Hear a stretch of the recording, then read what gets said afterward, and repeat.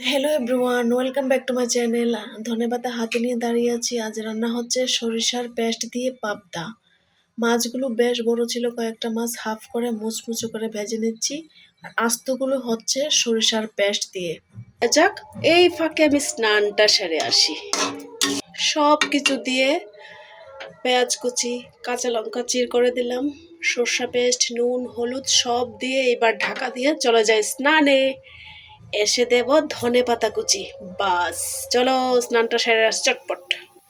ঢাকা দিয়ে স্নানে চলে গিয়েছিলাম, এসে দেখি সারা ঘর গন্ধে মোমো হয়ে আছে। চলো এখন ধনেপাতা দিয়ে দিই। এই যে দেখো, ধনেপাতাগুলো কুচি করে নিলাম, চলো দিয়ে দিই।